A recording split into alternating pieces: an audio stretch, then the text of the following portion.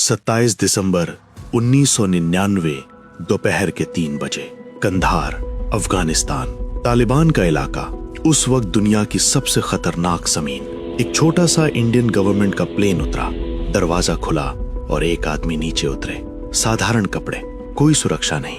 चारों तरफ तालिबान के लड़ाके थे, tank, anti aircraft gun, AK-47, और उनके पीछे वो प्लेन खड़ा था जिसमें 176 जिंदगियां 3 दिनों से बंद थीं।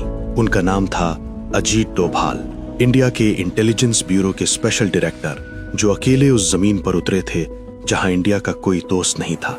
उनका एक ही मकसद था, उस प्लेन में बंद 176 लोगों को जिंदा वापस। दिसंबर 1999, क्रिसमस की रात, काठमांडू से दिल्ली, इंडियन एयरलाइंस IC-814, 176 लोग, एक आम सी फ्लाइट।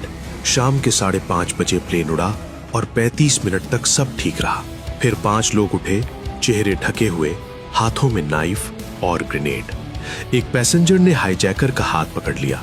उनका नाम था रूपन कटियाल, जो अभी अभी अपने हनीमून से लौट रहे थे। उन्हें वहीं चाकू मार दिया गया। केबिन में चीखें थीं और 176 लोग समझ चुके थे कि ये फ्लाइट दिल्ली नहीं जाएगी। पायलट ने दिल्ली को कॉल किया, मेडे मेडे, IC-814 हाईजैक्ड। प्लेन मुड़ा और अमृतसर आया। यहाँ प्लेन रोका जा सकता था, कमांडोज तैयार थे, रनवे ब्लॉक हो सकता था, लेकिन किसी ने ऑर्डर नहीं दिया। और 40 मिनट जमीन पर खड़े रहने के बाद वो प्लेन इंडिया की नाक के नीचे से निकल गया। वो मौका दोबारा नहीं आया। प्लेन अमृतसर से लाहौर गया, पाकिस्तान ने फ्यूल देने से मना कर दिया। फिर दुबई, फिर मस्कट, हर जगह प्लेन को उतरने दिया गया, लेकिन कहीं से कोई मदद नहीं मिली। आखिरकार 27 दिसंबर को प्लेन कंधार पहुंचा, तालिबान के कब्जे वाले अफगानिस्तान में। उन 4 दिनों में प्लेन के अंदर का माहौल बदल रहा था। पहले दिन डर था, दूसरे दिन थकान, तीसरे दिन एक अजीब सी खामोशी। 176 लोग एक दूसरे को देख रहे थे। कोई रो नहीं रहा था, कोई चिल्ला नहीं रहा था, बस बैठे थे, जैसे अंदर से टूट जाने के बाद इंसान बैठ जाता है। हाईजैकर्स ने खाना दिया, कभी कभी पानी दिया, और हर कुछ घंटों में एक धमकी कि अगर डिमांड्स नहीं मानी गईं तो प्लेन उड़ा देंगे। और यहाँ आकर इंडिया की सबसे बड़ी मुश्किल शुरू हुई। तालिबान इस हाईजैकिंग में इंडिया की कोई मदद नहीं करना चाहता था, लेकिन हाईजैकर्स को रोकना भी नहीं चाहता था। तालिबान के लिए ये एक पॉलिटिकल गेम था और 176 इंडियन पैसेंजर्स उस गेम के मोहरे थे। दिल्ली में क्राइसिस मैनेजमेंट रूम में बैठे अधिकारी एक एक ऑप्शन देख रहे थे और हर ऑप्शन बंद हो रहा था। कमांडोज भेजो, तालिबान रोक देगा। प्लेन उड़ा दो, 176 लोग मर जाएंगे। कुछ मत करो, हाईजैकर्स और अग्रेसिव हो जाएंगे। उस रात दिल्ली में एक फैसला हुआ, नेगोशिएट करो। Delhi, prime minister's office. Atal Bihari Vajpayee, जो उस वक्त इंडिया के प्राइम मिनिस्टर थे, एक बंद कमरे में बैठे थे। सामने थी 176 फैमिलीज की लिस्ट, नाम, उम्र, घर के पते। बाहर मीडिया था, बाहर फैमिलीज थीं जो हर घंटे अपने किसी को वापस मांग रही थी। उनके सामने 2 रास्ते थे। एक, टेररिस्ट्स की डिमांड्स मान लो, अपने लोगों को वापस लाओ, लेकिन दुनिया को ये मैसेज दो कि इंडिया को ब्लैकमेल किया जा सकता है। दूसरा, डिमांड्स मत मानो, अपने लोगों को खतरे में छोड़ो और उस खतरे की जिम्मेदारी अपने कंधों पर उठाओ। अटल जी ने उस रात जो महसूस किया होगा, वो किसी भी इंसान के लिए सबसे भारी बोझ था। एक तरफ राष्ट्र का सम्मान था, दूसरी तरफ 176 जिंदगियां। उन दिनों अटल जी की उम्र 75 साल थी। एक बीमार शरीर, घुटनों का दर्द और अब ये बोझ। रात को जब बाकी सब चले जाते तो वो अकेले उस लिस्ट को देखते रहते। 176 नाम। उनके पास ताकत थी, लेकिन रास्ता नहीं था, और यही एक नेता के लिए सबसे बड़ी बेबसी होती है। 27 दिसंबर 1999, डोभाल कंधार पहुंचे। तालिबान के अधिकारियों ने उनकी टीम को एक छोटी सी जगह दी, एक कमरा, एक वायरलेस सेट और बाहर तालिबान के लड़ाके। नेगोशिएशन शुरू हुई, लेकिन ये कोई नॉर्मल नेगोशिएशन नहीं थी। हाईजैकर्स की तरफ से डिमांड्स आईं, $200 मिलियन कैश और 36 टेररिस्ट्स की रिहाई। उनमें से एक नाम था जो बार बार आ रहा था, मसूद अजहर। डोभाल ने वायरलेस पर हाईजैकर से बात की, शांत आवाज में, बिना किसी पैनिक के। उनका काम था डिमांड्स को कम करना, एक एक करके। नेगोशिएशन का असली खेल ये नहीं था कि डिमांड्स कम करवाओ, असली खेल था हाईजैकर्स को ये एहसास दिलाना कि उनके पास वक्त है, जबकि वक्त असल में खत्म हो रहा था। डोभाल हर बातचीत को लंबा खींचते, एक डिमांड पर घंटों बहस करते। जब हाईजैकर्स थकते तो एक छोटी सी रियायत देते, और जब वो रियायत से खुश होते तो अगली डिमांड पर फिर घंटों। ये दिमाग का खेल था और डोभाल इसमें माहिर थे। लेकिन एक चीज थी जो डोभाल कंट्रोल नहीं कर सकते थे, दिल्ली का प्रेशर। हर रात दिल्ली से एक कॉल आती, कितना हुआ, कब होगा, फैमिली सड़कों पर है, मीडिया चिल्ला रहा है। और हाईजैकर्स ये सब जानते थे। आईएसआई उन्हें minute to minute Indian media की अपडेट्स दे रहा था। कौन सा चैनल क्या कह रहा है, दिल्ली में कितना प्रेशर है, फैमिलीज क्या मांग रही हैं। हाईजैकर्स नेगोशिएशन टेबल पर बैठकर डोभाल को इंडिया का प्रेशर दिखा रहे थे। जब डोभाल नेगोशिएशन टेबल पर बैठते तो सामने वाले को पता था कि इंडिया कितना टूटा हुआ है। 7 दिन डोभाल हर सुबह उठते, वायरलेस पर बात करते, डिमांड्स कम करवाते और रात को एक रिपोर्ट दिल्ली भेजते। $200 मिलियन की डिमांड हट गई।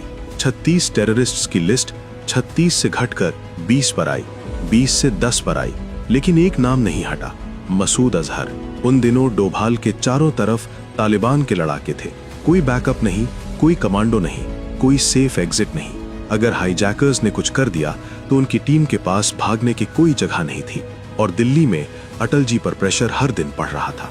31 दिसंबर आ रही थी, हाईजैकर्स ने डेडलाइन दे दी थी, उसके बाद वो पैसेंजर्स को नुकसान पहुंचाने लगेंगे। 176 फैमिलीज टेलीविजन के सामने बैठी थीं, हर ब्रेकिंग न्यूज पर कांपती हुई। उन फैमिलीज में एक थी रूपन कटियाल की नवविवाहित पत्नी, जो नहीं जानती थी कि उनके पति प्लेन में जिंदा है या नहीं। वो हर रात टीवी के सामने बैठती थीं, हर ब्रेकिंग न्यूज पर उठती थीं और हर बार स्क्रीन पर कांधार का नाम देखकर दिल थाम लेती थीं। उनके पति उस प्लेन में चाकू खाकर भी जिंदा थे, लेकिन ये बात उन्हें कोई नहीं बता सकता था। ये सिर्फ एक औरत की कहानी नहीं थी, ऐसी 176 कहानियां थीं। 176 घर, 176 परिवार, सब एक साथ टूट रहे थे। 31 दिसंबर 1999 अटल जी ने अपनी कैबिनेट बुलाई। सामने 3 नाम थे, मसूद अजहर, उमर शेख और मुश्ताक जरगर। 3 टेररिस्ट्स जिन्हें छोड़ने की मांग थी। कैबिनेट जानती थी कि ये तीनों कितने खतरनाक थे, इन्हें छोड़ना एक बड़ी गलती होगी। लेकिन कैबिनेट ये भी जानती थी कि 176 लोग उस प्लेन में थे। अटल जी देर तक चुप रहे, फिर उन्होंने धीरे से कहा, हमारे पास कोई रास्ता नहीं है, वो 3 टेररिस्ट्स रिहा किए जाएंगे। उस रात जो फैसला हुआ वो इंडिया के लिए सबसे भारी फैसलों में से एक था। डोभाल को जब ये बताया गया तो उन्होंने कुछ नहीं कहा, बस एक लंबी चुप्पी थी। उस रात के फैसले का बोझ शायद सबसे ज्यादा एक ही इंसान ने उठाया। उन्होंने एक इंटरव्यू में बताया, हम वो नहीं कर पाए जो कि एक हमारे शक्तिशाली राष्ट्र को करना चाहिए था, इस हाईजैकिंग को रोकने के लिए, इस एयरक्राफ्ट को कंट्री से बाहर नहीं ले जाने के लिए। इसका एज ए नागरिक मलाल जरूर है। 1 जनवरी 2000 3 टेररिस्ट्स को एक प्लेन में बिठाकर कंधार भेजा गया और 176 पैसेंजर्स आजाद हो गए। लेकिन उस दिन जो आदमी कंधार की जमीन पर उतरा, उसका नाम था मसूद अजहर, जो एक ट्रेंड टेररिस्ट था जिसे इंडिया ने 1994 में पकड़ा था और जो 5 साल जेल में रहने के बाद उस एक हाईजैकिंग की वजह से आजाद हो गया था। मसूद अजहर के आजाद होने के 2 महीने के अंदर पाकिस्तान में जैश-ए-मोहम्मद बन गई और फिर दिसंबर 2001 इंडियन पार्लियामेंट पर हमला, Jaish-e-Mohammed. 2016 Uri attack, 19 Indian soldiers शहीद, जैश-ए-मोहम्मद। 14 फरवरी 2019 पुलवामा, सीआरपीएफ की बस पर सुसाइड अटैक, 40 जवान शहीद, जैश-ए-मोहम्मद। वो एक रात, वो एक फैसला, वो एक नाम, उसकी कीमत इंडिया ने अगले 20 साल तक चुकाई। 1 जनवरी 2000 कंधार, 176 लोग प्लेन से उतरे, थके हुए, डरे हुए, टूटे हुए, और वो उस प्लेन के अंदर गए। उन्होंने 176 लोगों को देखा जो 7 दिनों से उस कैबिन में बंद थे।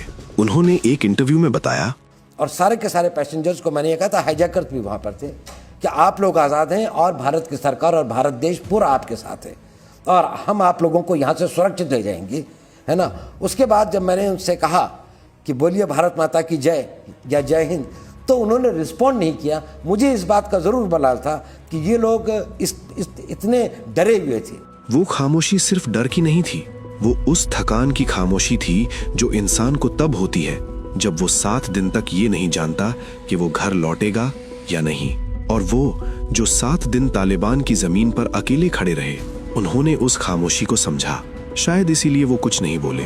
ये खामोशी सिर्फ उन 176 लोगों की नहीं थी, ये उस पूरे वक्त की खामोशी थी जब इंडिया के पास ताकत थी लेकिन रास्ता नहीं था। जब एक आदमी अकेले तालिबान की जमीन पर खड़ा था और उसके पीछे पूरा देश बेबस था।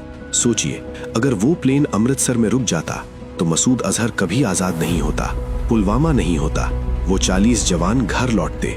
एक ऑर्डर, एक मौका, एक रात, इतिहास बदल सकता था। आज भी ऐसे फैसले होते हैं, बंद कमरों में, बिना किसी को बताए, और उन फैसलों की कीमत हम सब चुकाते हैं। अगर वीडियो